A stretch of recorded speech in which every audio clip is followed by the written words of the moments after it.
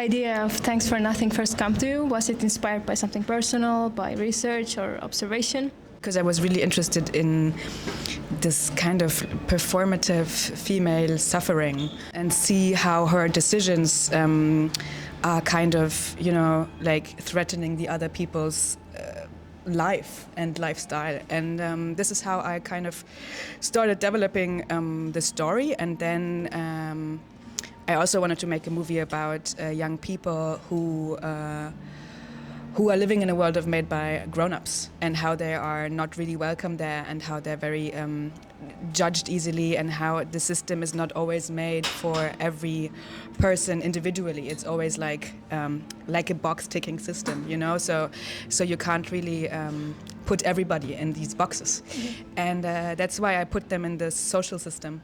And and so the idea started to it was kind of like a, how would you say it? It felt like a science project, just like looking at certain people in certain situations and exploring how they feel. And in the end, it became a movie about friendship, obviously, because everything in the end is about being together. The movie title hints at irony. What was the meaning behind that? Thanks for nothing. Well, this is exactly what I was talking about young people being in grown-up spaces and not really being understood. And also, like for example, me when I was a teenager, I had very big emotions and I had very big problems. Also, I think they were sometimes even bigger than the problems I have now, or like they felt much bigger. But still, my teachers or like other grown-up people in my life didn't really take me seriously, and I think that's a big mistake. And I had the luck that my parents always took me seriously. I mean, they were amazing. They weren't always great, but parents. But they took my opinion to their hearts, and I was always very confused when I was confronted with grown-ups who wouldn't do that. And I think Thanks for Nothing is kind of just like a middle finger to the older generation, but also kind of, it's a bit provocative, definitely, yeah. But it's about this like generational gap that we're also in right now. Was there any scene that you were more attached to personally? It's so interesting because as we have the movie is split in these 4 chapters, so it's I can't really like point out one single scene. Obviously, I have parts where I'm very proud of or where I really enjoy the flow of the dialogue. And for example, I love when Ricky is mad and she's just like I can only say it in German, but she's just like talking about what's going wrong at the moment, like Balak is gone and everybody's a loser, just that with Ricky nobody notices and stuff like this. I think that's very, very nice scene because it was quite difficult shooting it. We had a very creaky floor, and Zafinas, who played Ricky, she was not allowed to move, so she had to kind of stand still and still be very enraged. And she did a very great job, and it was very hard. And I really enjoy watching that one. Yeah, and how would you describe the movie in 3 moods? In 3 moods? Yes. Nobody ever asked that question. So I would say friendship, tolerance, and I have to do some work in my English, I think. Maybe, I don't know, acceptance. It's kind of the same as tolerance. Maybe I choose acceptance, friendship, and... tricky! Maybe rebellion. I don't know. Something like this. From the screen now here with a different audience. A very interesting experience. To be honest, I felt like it's a really tough watch with subtitles. It's fucking a lot of dialogue. I'm happy you stayed, actually. And I can't wait to talk to you. Is my understanding correct that you're also the screenwriter for the film? Will you tell us, how did you come up with this story? How did this story find you? Well, I wanted to make a movie about being young and also about the time where liking things was very uncool. And so I guess that's where the vibe coming from. And I started with developing the characters.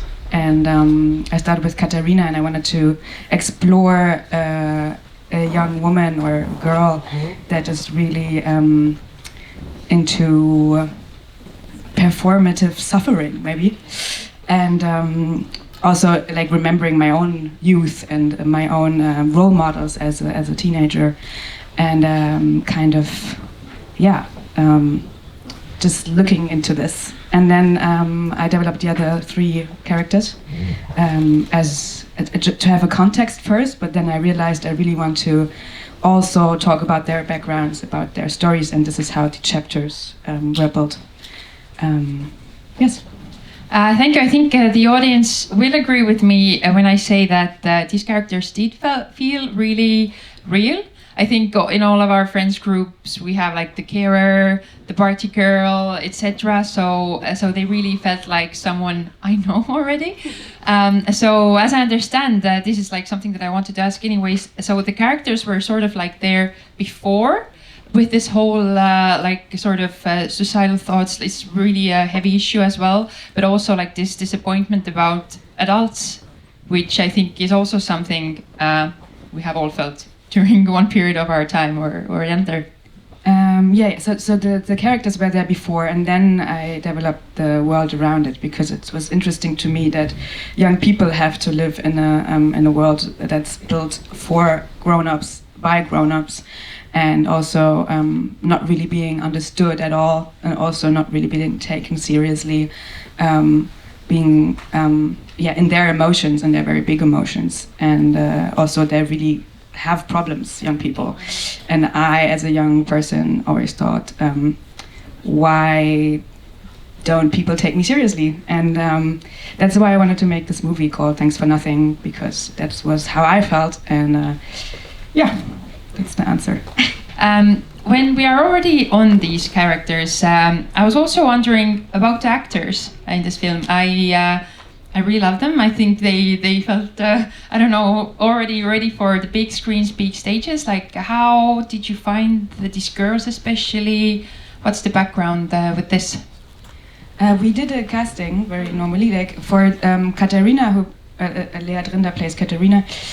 We had her in mind before. I already had her in mind before we started the casting, and then we just sent her the offer, and she agreed immediately, which was very great for us, because as soon as you have one actor, all the others want to be there too. And and then we just did a normal casting process, and I don't know, it was not really very special or exciting. I think it was more special to find the little versions of them. Okay. You know. I think we found some of them friends of a mother who plays in the film. Yeah. Okay. I mean, they're not real actors, most of them. I think 2 of them are already in an agency, but 2 are just normal children, basically, not actors. Yeah. I didn't want to give the assumption that they're somehow strange that they ended up there. But no, it's not strange. It was just funny because we had so many like little roles, and it was really hard because some of these actors are actually quite successful in Germany, and they're only there for like 1 sentence, and it's hard to like convince them to be part of a student project. And and we did a lot of like community casting where we did like Instagram shout-outs, and people applied with a lot of tapes of their children, which was so adorable to watch. So it is a fond memory, I guess. Hi, and thank you for the movie. It was incredible. I wanted to ask, with this whole process, was there a moment where you thought that, I don't know if I can pull this off, and how did you push through? All the time, actually, and this is like a very big project for the money we had, and while I was writing it, I tried not to think about it too much, but then eventually you're faced with all these challenges, and it's really great to have people like Luke or Marcus by my side who were there from the beginning and kind of believed in the project, and but there were very, very many challenges, definitely. Maybe you want to talk about challenges? You like challenges? I mean, we had so many locations we shot in. I think it's over 25 or something, which is a lot for this movie. and we just had 25 or 26 days of shooting, so we really had to move a lot, and that takes a lot of time. And then you realize at the day, oh, we don't get all of the shots for today, and then you have to move them around. And it's like playing Tetris basically, and that's very challenging. And yeah, I mean, we talked about all the roles, a lot of roles. You have all cast them all want to have money and so on. Fair enough.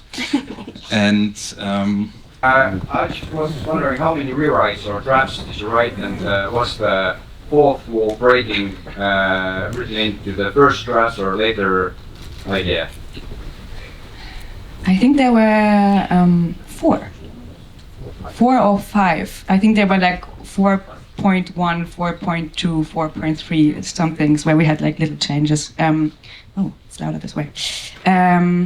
Yeah, the fourth wall breaks were there from the beginning, because I wanted to kind of include the audience in the speculations about the reasons for her suicide wish.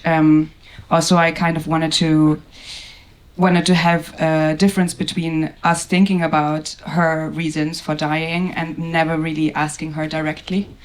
And yeah, so that was there from the beginning. There were also different ones we had to cut out, or it was hard to put them in the flow. But I'm really happy we kept them. We were wondering for a while if we should like keep them or kick them in the edit, but everybody's kind of into them, so that makes Can you me bring happy. some examples, maybe, like what you have in mind now, like what scenes or what plots? I don't even think an entire scene, but always like parts of scenes. Like for example, the fourth wall break. I think we had a different fourth wall break from a different character that we edited out, and then it was kind of like the question, is it too late now in the film to start with it? Are people going to be confused? And then we were like, fuck it, then they're going to be confused.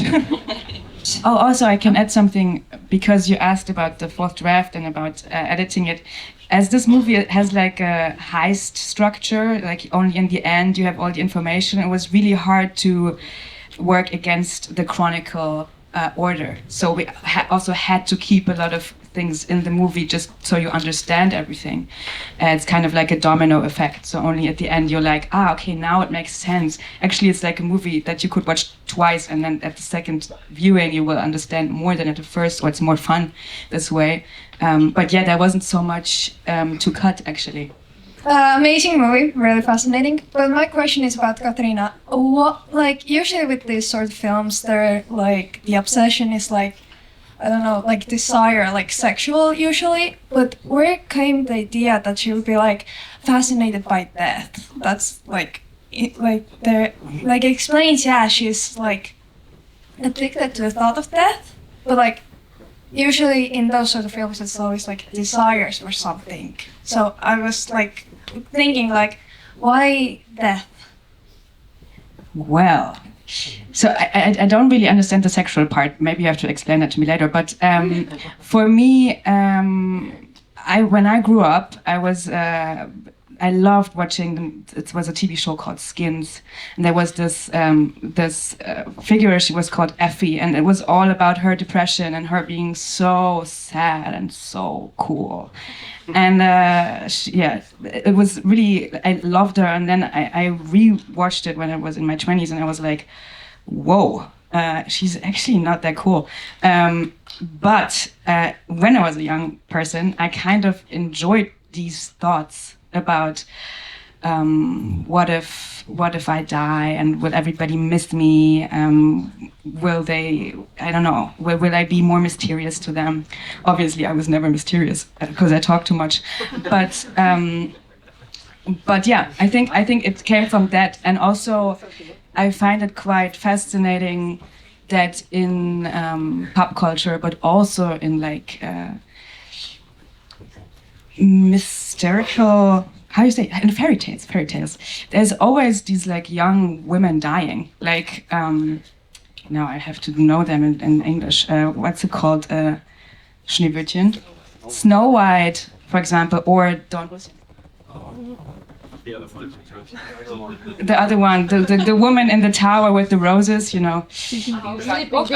Yeah, so Sleeping Beauty. Yeah, Sleeping Beauty. Actually, that's already in the name. So I was like, oh, it's so interesting that we as a society are so fascinated by virgins dying, and I wanted to make a movie about a virgin that wants to die.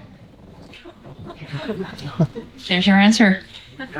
Actually, I think it overlaps with my next question in a way that I was wondering, was it the conscious choice from the beginning to tie together like a heavy topic, which is death, obviously, but to like sprinkle over obviously some comedic moments, but and show somehow the surreal aspects of this type of life or these type of wishes as well? Yeah, I think humor is always a coping mechanism, and it's definitely my coping mechanism. When something's really tough, I try to make a joke. It doesn't always work, but I still try to make the joke, and I think that's what we're trying to do here. And also, life is like so tough, but so funny if you look at it, and it's often the most terrible moments where you look back into them and you just find them so ridiculously funny. And I kind of thought that this mix is kind of natural. Now a lot of people ask about it, but I think, this tragic comedy is very organic in the mix. And it was important to me that obviously there are slapsticky moments in this film, but especially the characters are just funny. Like, they have humor, and that's why we laugh with them. Which is also probably their way of coping, and so I guess this mix is not that unnatural. Yeah. Hi. First of all, thank you so much for making the movie. It was great. You mentioned Skins as one of the inspirations. Were there any other movies or books that kind of inspired you to write the story or the characters? The great thing about making a coming-of-age film is that. As a young person, you're often inspired by so many things, and you kind of are still building your personality. And so it was really great to have these 4 very different people, so I could like really dive into their own role models or own inspirations. And yeah, definitely. I mean, all of them have different movies they would like to watch, or favorite books or something. We really try to incorporate it into their rooms. I mean, for Katharina, was obviously like virgin suicides as a big inspiration of like also virgins who wanna die. And then for Malou, we had like, she's a bit aggressive, so maybe she likes Battle Royale, but also she's a bit like fantastical, so she likes Amélie Poulain and stuff like this. So there's like so many inspirations. We have like big mood boards for all of them, and maybe we should publish them, because these questions appear every time. I'm a big lover of movies and of books, and it was easy to choose because there's so many great coming-of-age movies. Yeah. Thank you. Finally, I would like to know who chose the music. It was brilliant. Oh, it's my sister. My sister is the composer, and also obviously Vreni and me during the edit chose the music. And it was a lot of fun. And then you can't really buy all the rights to the music, so they have to be replaced. But it's interesting if you have like something there already. Then my sister was like, okay, I can try to make something up that sounds like that. And so she really did that. And we're gonna release the soundtrack in the next weeks. And you can follow her on Instagram. Her name is Rosa Lee Luna. You will find her. She's a really great singer, and she makes really amazing music. Brilliant. Thank you guys so much. I wish you all the luck with this film, to other festivals and here as well. Thank you.